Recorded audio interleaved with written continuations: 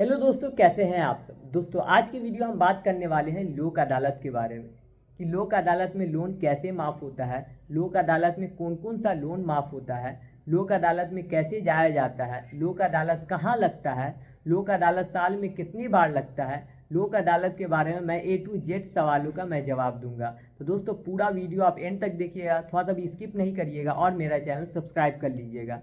और बहुत सारे सब्सक्राइबर ने लोक अदालत को लेके मेरे व्हाट्सएप पे मैसेज किया हुआ था और बहुत सारा सवाल पूछा हुआ था, लेकिन उन सब सवालों में सबसे ज़्यादा जो क्वेश्चन का डिमांड था वही क्वेश्चन को मैं आज के वीडियो में लाया हूँ। और जो क्वेश्चन हमको लग रहा था बहुत ज़्यादा ज़रूरी है और बहुत सारे सब्सक्राइबर का सवाल था, वही वाला क्वेश्चन मैं आज के वीडियो में लाया हूँ और उसका जवाब दूंगा। तो दोस्तों, पूरा वीडियो आप ज़रूर एंड तक देखिएगा। तो चलिए शुरू करते हैं। सबसे पहला सवाल कि लोक अदालत में लोन कैसे माफ़ होता है। तो दोस्तों, अगर आप लोक अदालत में जाते हैं तो आपको 75% से लेके 80% तक का डिस्काउंट मिलता है और आपको मात्र 20 से 25% लोन भरना होता है और उतना लोन आपका माफ़ हो जाता है। 75 से लेके 80% लोन आपका माफ़ हो जाता है। तो अगर आपके पास कुछ पैसा है, मात्र थोड़ा सा पैसा है, तो आप 20 से 25% तक लोन भर के अपना लोन ख़त्म करवा सकते हैं। तो 2025 में कब हो रहा है? 8 मार्च 2025 को राष्ट्रीय लोक अदालत का आयोजन हो रहा है। ये 2025 का पहला लोक अदालत लग रहा है, तो आप इसमें जाके अपना लोन माफ़ करवा सकते हैं अगर आपके पास थोड़ा बहुत भी पैसा है तो। लोक अदालत कितना बार लगता है? तो दोस्तों, लोक अदालत एक साल में 4 बार लगता है। कितना बार लगता है? एक साल में 4 बार, 3-3 महीना के गैप पे लगता है लोक अदालत।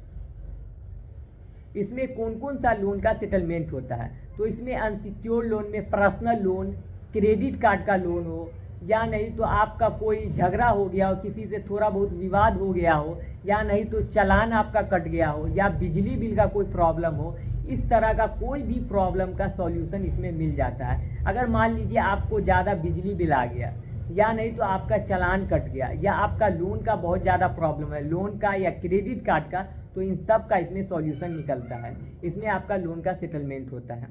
और मान लीजिए अगर आपने सिक्योर लोन ले रखा है और मान लीजिए जो आदमी के नाम पे लोन था उनका डेथ हो गया, या नहीं तो आपने गाड़ी का लोन ले रखा था, वो गाड़ी चोरी हो गया और आपको अब ये एजेंट बहुत ज़्यादा परेशान कर रहा है, तो इसका भी सेटलमेंट हो जाता है। इस टाइप का अगर लोन है, जैसे मान लिया आपने गाड़ी ले लिया और उसका जो है आपने इंश्योरेंस नहीं करवा रखा था और आपका वो गाड़ी चोरी हो गया और आपका उस पर लोन चल रहा था, तो उसका भी क्या होगा, इसमें जो भी विवाद चल रहा है वो सब कुछ इसमें सुलझ जाएगा। और बाकी इसके अलावा अगर कोई आदमी के नाम पे लोन चल रहा था, सिक्योर लोन, और उसका डेथ हो गया, उसका इंश्योरेंस भी नहीं हुआ था, तो इस टाइप का जो केस है इसका भी सिक्योर लोन में जाता है केस और इसका भी सॉल्यूशन निकलता है। अब बाकी अनसिक्योर लोन में तो सारे लोन का होता है, पर्सनल लोन हो, क्रेडिट कार्ड का लोन हो, या बिजनेस लोन हो, या नहीं तो एजुकेशन लोन हो, इस टाइप का जो भी लोन है सबका सॉल्यूशन निकलता है और सबका सेटलमेंट होता है। 80 से लेके 75% इतना लोन आपको नहीं भरना पड़ेगा और मात्र 20 से 25% भरना पड़ेगा।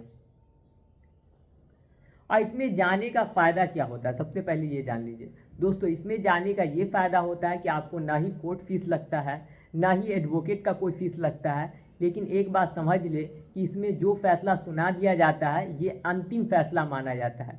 इसके बाद इसको चैलेंज आप नहीं कर सकते, ना ही हाई कोर्ट में, ना ही सुप्रीम कोर्ट में।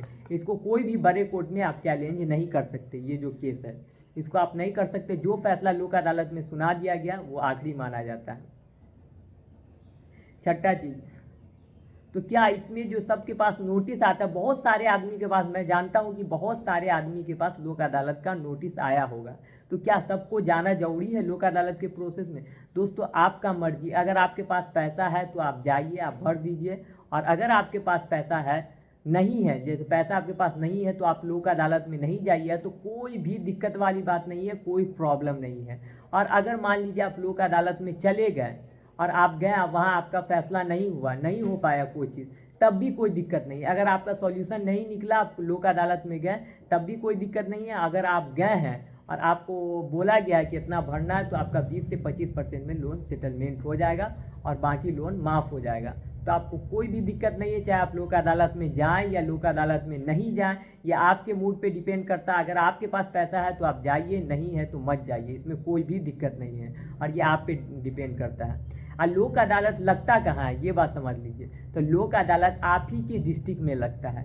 जहाँ आपका डिस्ट्रिक्ट है वहीं लगता है, और वही डिस्ट्रिक्ट कोर्ट के जज उसमें होते हैं, और डिस्ट्रिक्ट कोर्ट के जज उसमें बैठते हैं, और आप ही के डिस्ट्रिक्ट कोर्ट में लगता है। जहाँ आपका डिस्ट्रिक्ट है वहीं लगेगा, और वहीं के कोर्ट के जज बैठेंगे, और इसमें कोई भी दिक्कत नहीं होता। कोई भी बाहर का जज नहीं आता है, कोई भी बाहर का जैसे हाई कोर्ट या सुप्रीम कोर्ट इसका जज नहीं रहता है। जहाँ डिस्ट्रिक्ट कोर्ट है आपका वहीं के जज होंगे, वहीं के आदमी होंगे, वहाँ जाके आप आराम से लोन का सेटलमेंट करा सकते हैं लोक अदालत में जाके। या आपका चालान भी ज़्यादा कट गया जैसे 10,000 15,000, तो इस टाइप का भी लोन का, इस टाइप का भी चालान का भी सेटल होता है। और मान लीजिए या आपके बिजली बिल ज़्यादा आ गया, हद से ज़्यादा आ गया, और आपको कोई इसका प्रॉब्लम आ रहा है, तो लोक अदालत में इसका भी सेटल होता है। तो आपको तो इतना चीज़ कुछ बता दिए। और अगर मान लीजिए अभी मेरे पास पैसा है ही नहीं, तो क्या कर सकते हैं? अभी मेरे पास पैसा है नहीं, ना हम लोक अदालत जा सकते हैं, ना कहीं जा सकते हैं, तो हम क्या करें? और अब मेरे पास कंपनी को देने के लिए 1 रुपया भी नहीं है, तो हम क्या करें अभी? तो आप एक काम कर सकते हैं, एक नोटिस बना के कंपनी को भेज दें, लोन एक्सटेंशन का या प्रायर लीगल नोटिस कंपनी को बना के भेज दें। और अगर आपको नहीं बनाने आता है तो मेरे नंबर पे आप मैसेज कर सकते हैं, हम आपको बना के देंगे। तो आप क्या कर सकते हैं, मेरे नंबर पे मैसेज कीजिए, तो हम आपको नोटिस बना के दे देंगे। तो अगर आपको अभी नोटिस नहीं बनना है, आप क्या करें? आपको नोटिस भी नहीं बनाने आ रहा है और ना ही 1 रुपया है, तो क्या करें? आप मेरे मैसेज करें, हम आपको बताते हैं क्या करना है। तो कंपनी को इस मामूली सा बस नोटिस बना के भेज देना है, उसमें बता देना है कि आप किस कारण से पेमेंट नहीं कर पा रहे हैं और कितने दिन तक पेमेंट नहीं कर पाई है। इस टाइप का सारा लाइन लिख के भेज दीजिए, जिसको लोन एक्सटेंशन का नोटिस कहते हैं। ये नोटिस भेज दीजिए, उसके बाद आपको कोई भी दिक्कत नहीं आएगा। उसके बाद इसी तरह का प्रोसेस आगे चलता रहेगा और बाद में लोन आपका सेटल हो जाएगा। तो दोस्तों, आपको ये सब बातें समझ में आ गई तो मेरा चैनल सब्सक्राइब कर लीजिए और नोटिफिकेशन ऑन कर लीजिए कि आपको इसी तरह का एजुकेशनल कंटेंट आगे चल के मिलता रहे। तो बाय दोस्तों।